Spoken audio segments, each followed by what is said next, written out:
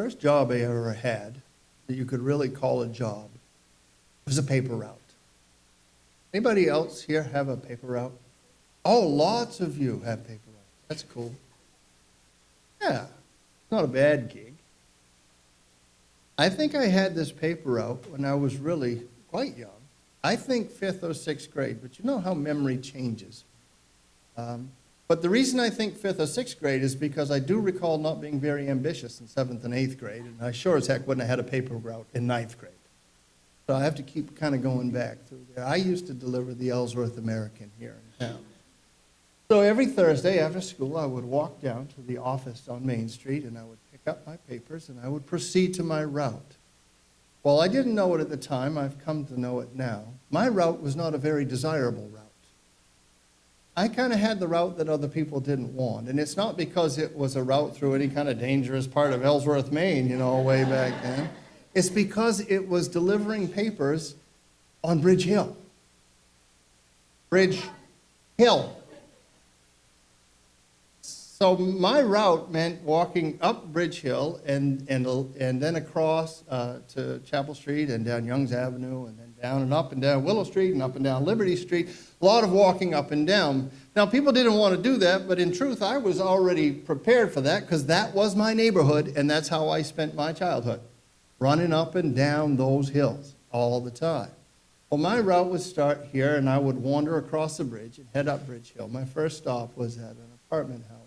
On the second floor, there was a lady who lived there, and she was, for all intents and purposes, blind. She couldn't see much of anything, and she relied on me every Thursday to pick out the right amount of change from her change purse. You know those old plastic change purses with a cut in them, so if you squeeze it, all the money shows up? That's what she had. Now, she couldn't see me very well, and she sure couldn't see what was in that, but she would squeeze that open, and I would reach in, and I would take out 2 dimes. That's what it cost at the Ellsworth American, 20 cents. Always took out 2 dimes and no more, and I handed her her paper, and I went on my way. And my next stop would be up at what was called the Legion Hall, which is now an art gallery. But once upon a time was a school, and before that was a courthouse in Ellsworth up on Bridge Hill. I had to go there every Thursday because that is where the senior citizens used to gather on Thursday afternoon, and they all waited for me so they could get their paper.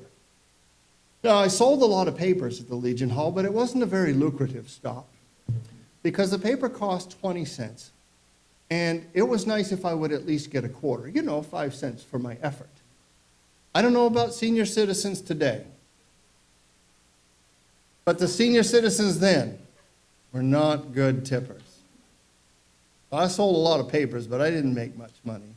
And then I went from there up to the nursing home that's not a nursing home anymore, and the only reason that I say that is because that's how we Mainers describe things. We describe things by citing landmarks that no longer exist. So the rest of the world who comes here from away has no idea what we're talking about. So the old nursing home that's not the nursing home anymore, I went there. Then I come back down to Chapel Street and make my way across Chapel Street and down Youngs Avenue and up and across a little further and down Willow Street and up. And at the bottom of Willow Street, I always sold Mr. Tracy a paper. Mr. Tracy used to manage J.J. Newberry's, and he always gave me at least a quarter. So that was a good one. Back up to Chapel Street, down to Liberty Street, and then up to Grant Street. On Grant Street, I sold paper to Mr. Fletcher. He was the first person I ever knew who committed suicide after he lost his wife. Because kids just don't know that level of sorrow. And then, up a little further, I sold a paper to Mrs. Lovell. And that was the first time, but not the last time, that I was speechless when somebody told me about the death of a loved one. He opened the door one Thursday and just said, "Lost my husband this morning." And I had no idea. I would make my way back down to the office, and I would put the remaining papers up on the counter, and Nancy Woodlounder would count my papers, and she would tell me how much I owed her. And then I would take all this change out of my pocket, and I would pay her off, and whatever was left over, mine. All right? So, you know what that was? It didn't amount to much, and it was change, but hey, that's penny candy right there. That's the frame of mind I was in. I could take this and I could go down to Mike's Country Store and I could buy myself a bag and a half of penny candy. I could even stop at Shepherd's Hardware. They used to sell penny candy. That was convenient too. Get anything I wanted. It was awesome. I had penny candy and baseball cards every Thursday. Perfect. Well, something happened. Nobody told me about this. I wasn't anticipating it. But the very first Christmas season that I delivered papers, I just set out on my routine the way that I always did. And just as soon as I gave somebody a paper, they gave me the money for the paper and they hand me a dollar bill.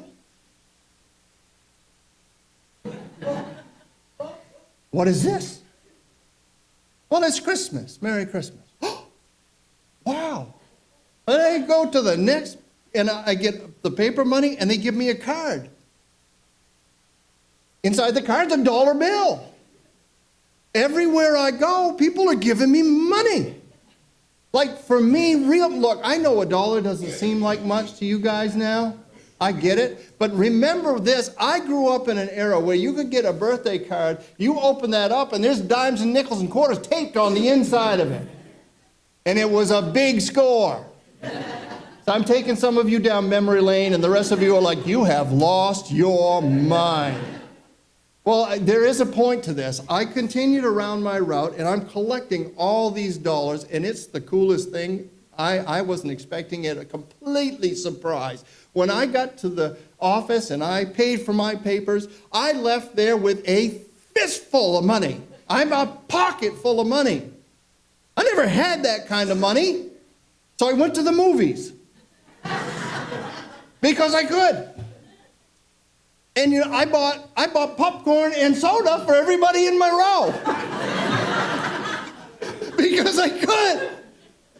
It was the first time in my life I had ever tasted just a little bit of what Jesus was talking about when he said, it's better to give than to receive. Learning that is kind of part of what it is to grow up, don't you think? Because, I mean, as children, or I should add here, as adults even with childish mindsets, we are in general, as children, particularly at Christmas time, consumers. Our concern is much more about what we're going to get, generally, than what we give, at least as kids. I mean, what was the question that we asked all of our friends when the paper was all crumpled up and the bows all put in the trash bag and put out to the curb, when the stockings are empty and the tree is bare? In the old days, you have to pick up a phone and actually dial a number and talk to somebody or wait to see them. Today, it's even cooler because you can pull out a phone, you can take pictures of what you got, you can take videos, you can FaceTime. You're right there. But the question is the same, right? What'd you get? You know the question. You've asked it, and it's been asked of you. What did you get? Well, it's exciting to receive gifts, and there's nothing wrong with receiving gifts, nothing wrong at all. But we probably should be realistic about the nature of the happiness that gifts and goods can produce.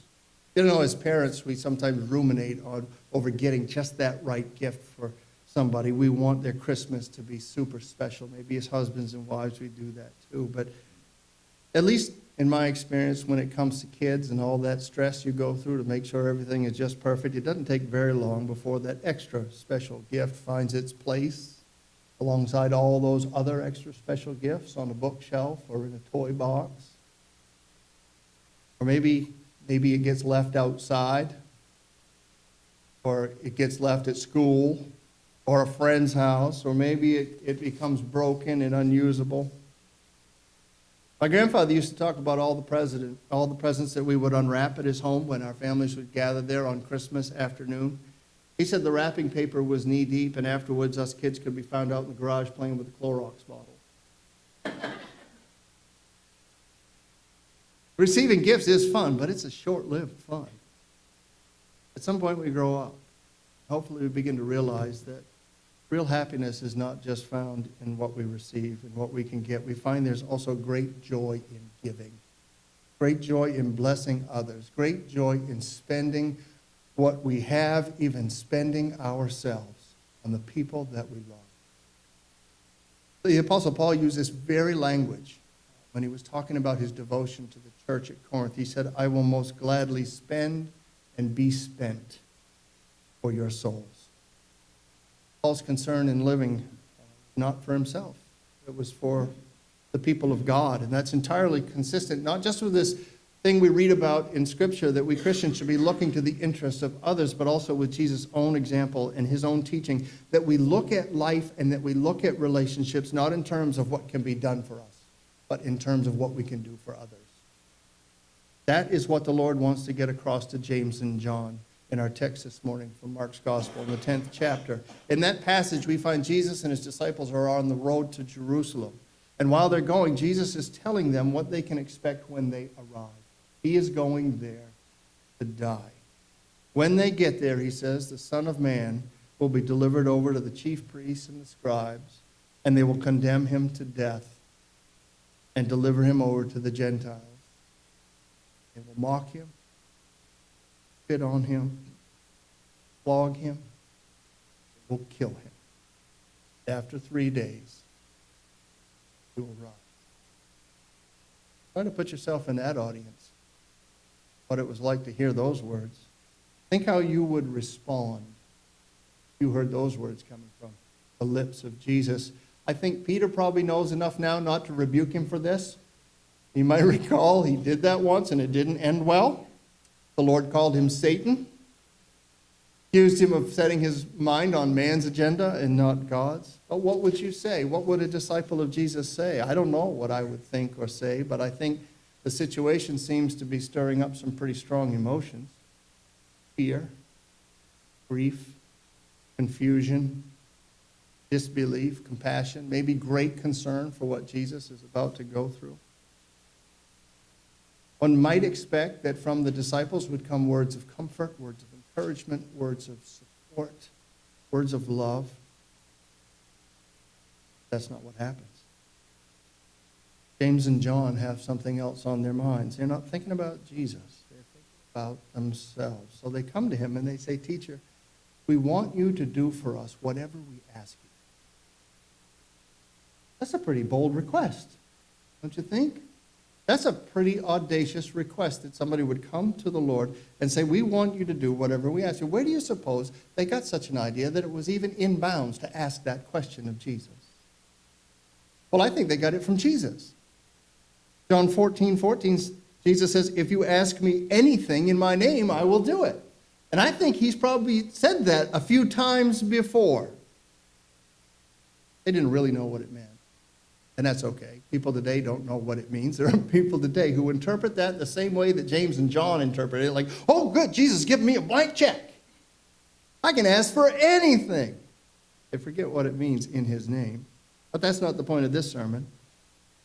I just want you to note that Jesus, even though these guys are a little short-sighted and they're misunderstanding what he's saying, doesn't chide them. And he doesn't dismiss what they say. He simply says, okay, what do you want me to do for you?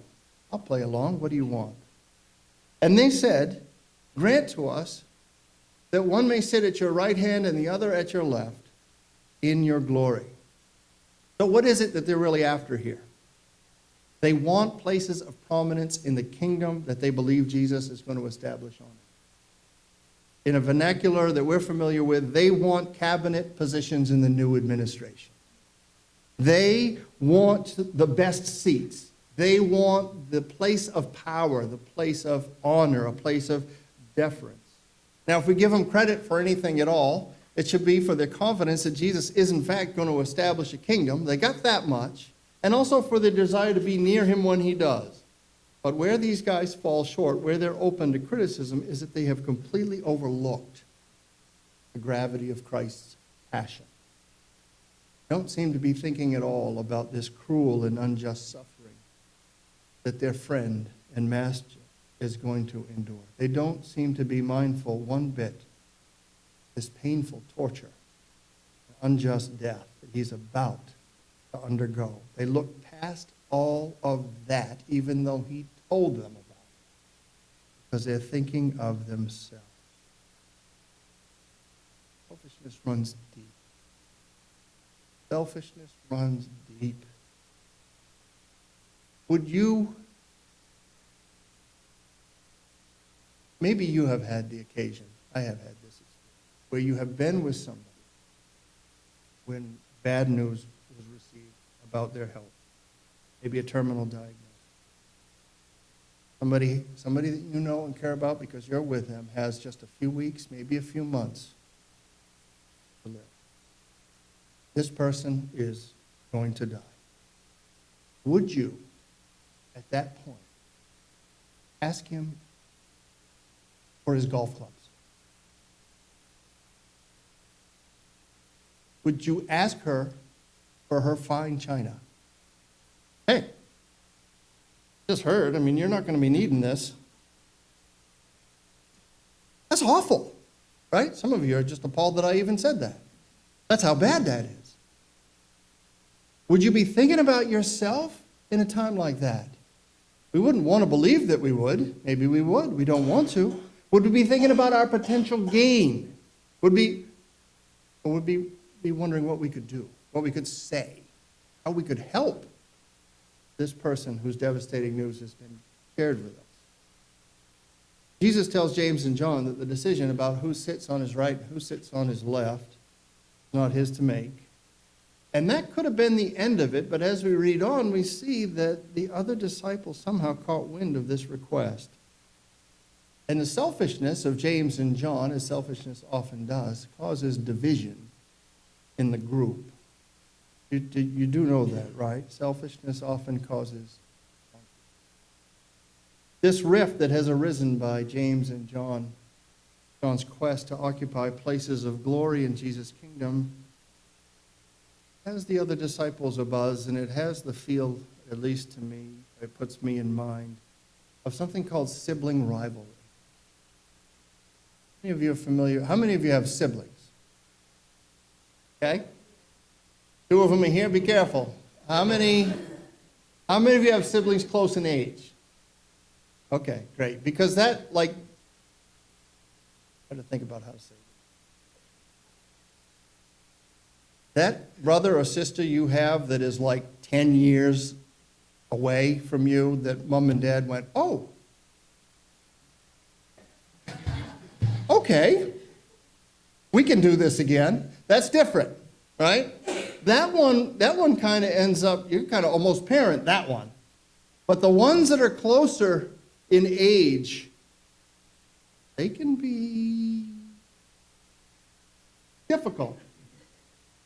Yeah, competition, right?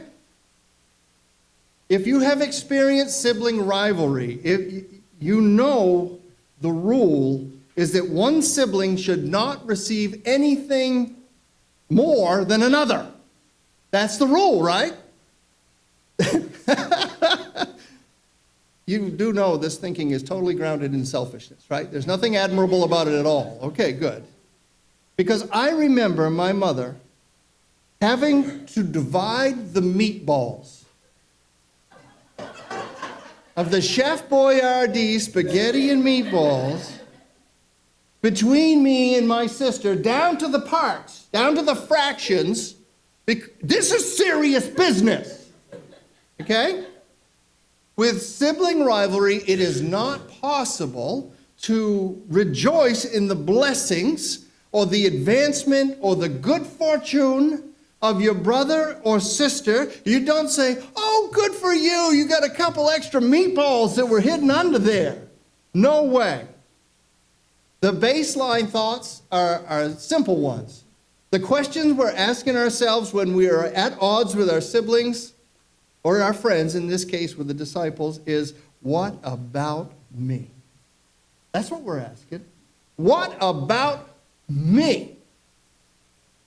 And then there's that other statement that we're all familiar with. We've used it. We've heard it. That's not, yeah. Maybe that's what's happening on the road to Jerusalem, because after James and John make their request of Jesus, the other disciples are wound up. The scripture says they are indignant. They highly, highly resent what James and John have done. These guys are supposed to be their friends. It looks like they've made an end around power play for glory. And there's this conflict that's erupting inside of them so much that Jesus has to pull them all together and talk about it. Now think about this, if you would. He is on his way die. He is on his way to face temptation, to turn back like no temptation he has ever faced before. He is going to Jerusalem to be delivered over. And what does he have to do? He has to put up with these disciples who just don't get it, who are short-sighted, who are thinking about themselves. Aren't you grateful for how the Lord suffers with us? Aren't you grateful for how he puts up with us when we miss the point? When we miss the boat altogether? God is so good. And how would you respond to that? Like, are you kidding me? Do you know what we would be indignant ourselves. But not Jesus. He pulls them together. And he says to them, you know that those who are considered rulers of the Gentiles lord it over them, and their great ones exercise authority over them, which is a way of describing a way of the world. This is a way that we are familiar with, where rulers exercise authority by domination, by virtue of position. That's who I am, this is who you are, so I can lord it over you. I can tell you what to do. That's the way of the world, where people who are in high positions can get away with this, and where many times they are thought to be great. But greatness in this economy, then, is seen as being at or near the top. That's what James and John want. They want to work their way. They want to be at or near the top, right? That's the greatness James and John are shooting for.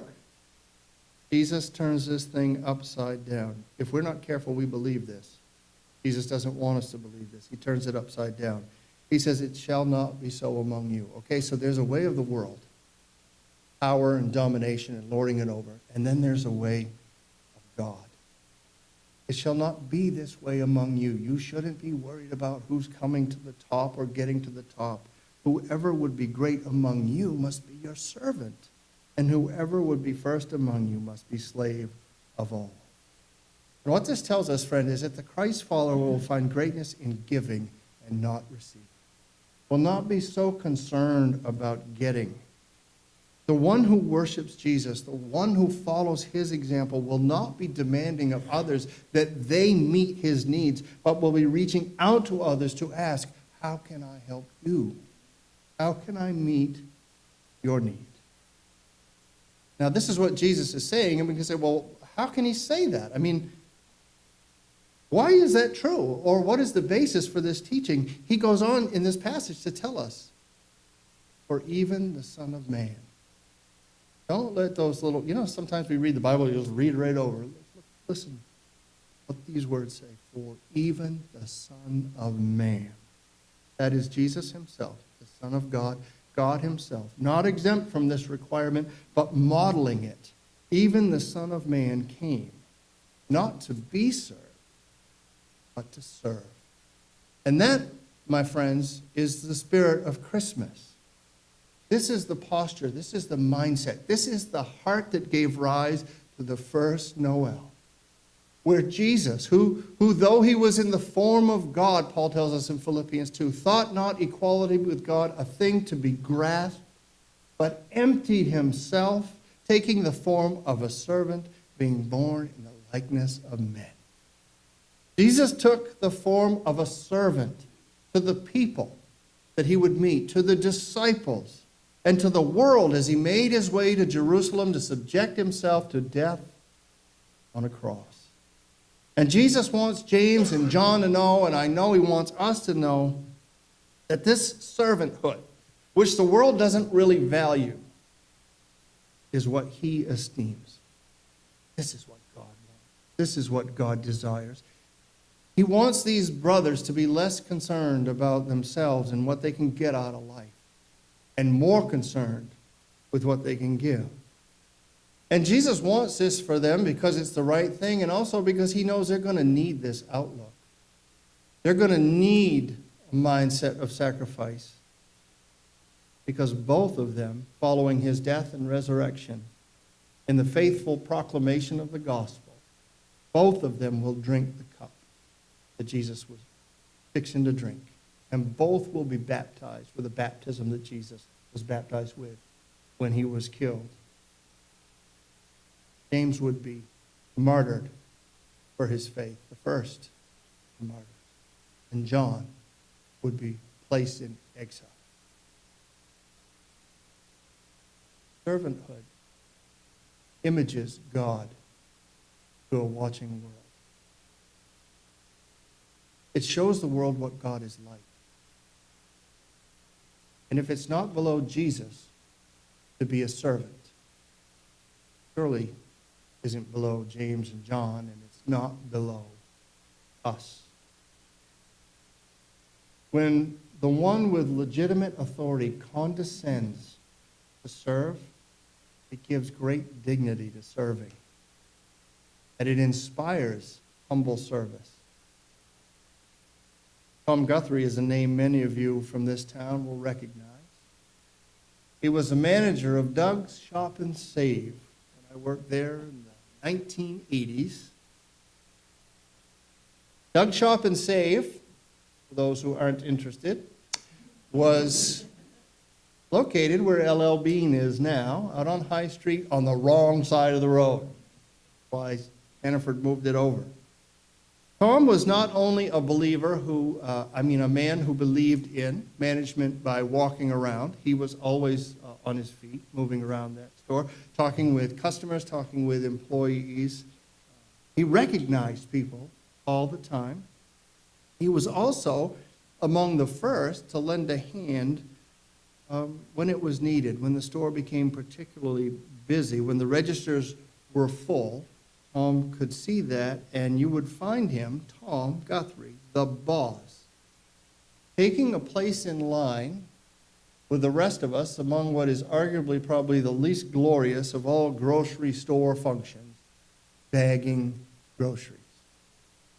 I can see Tom to this day reaching under that counter, pulling out that paper bag, snapping it open like he'd done thousands of times, and filling it full of groceries, all the while talking with the customer, the cashier, and the rest of his fellow baggers down the line.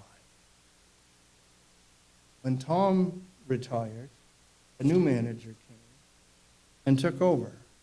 He was not like Tom. He walked by employees without speaking a word. He did not pick up items that had fallen on the floor. He did not stoop down for anything. One day, it was a slushy day, a winter day.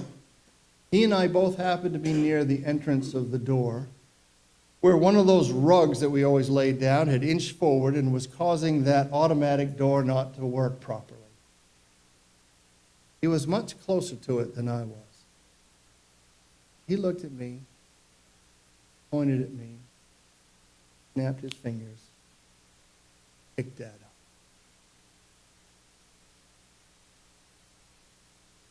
Picked it up.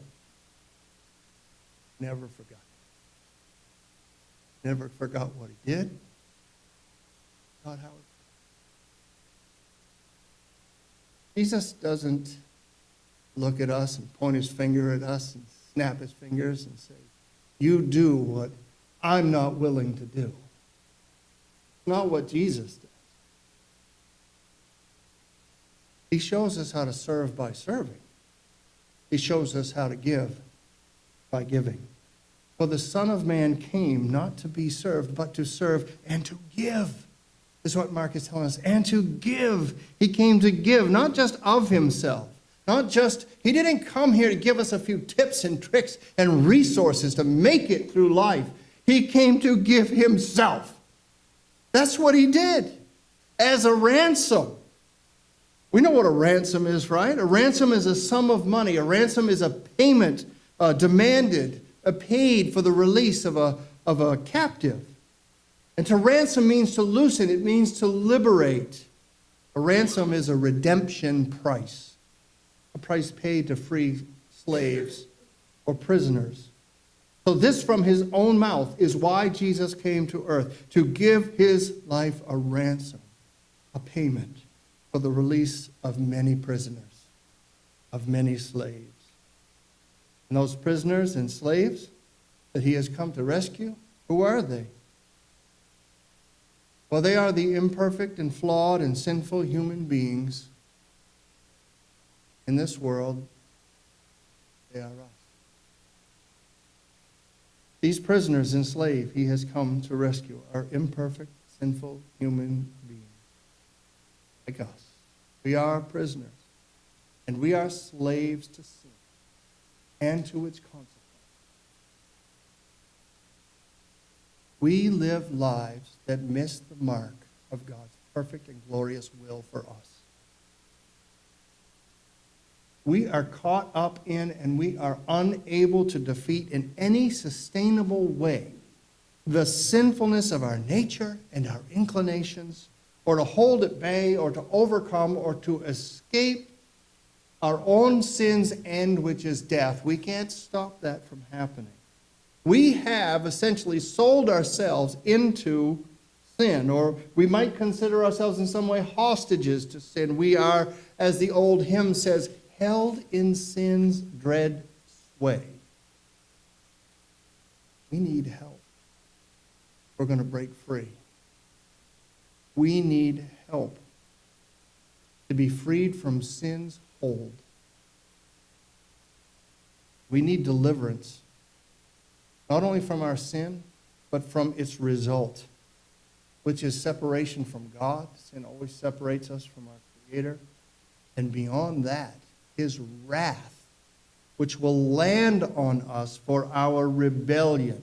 I understand that's not necessarily a popular thought these days, as increasingly folks have decided that couldn't be true. But this is what the Bible teaches, that Jesus has come to save us, 1 Thessalonians 1:10, from the wrath that is to come. That if we remain in sin, what we can expect at the end of things is God's wrath and eternal punishment. But Christ has come to pay the redemption. He offers his perfect life in exchange for our imperfect lives. He offers his sinless life in exchange for our sinful lives. He pays a debt that he did not incur to satisfy the debt of sin that we have been ringing up since the day we were born. He submits to a death that he doesn't deserve to keep us from the death that we do. And he bears in himself the wrath of God. By rights, should fall on us. The babe in the manger at Christmas is the man on the cross, Good Friday, is the risen Lord of Easter, Son of God, come to save his people from their sins. Christmas is a story of a loving God moving toward his people to serve them and to give them the greatest gift of all, salvation, forgiveness of sin, eternal. Let's stand and sing together our concluding hymn this morning. I'd encourage you to use your hymnal on this one as well, number 292. You may need it to follow along, especially if we only sing it once every 5 years.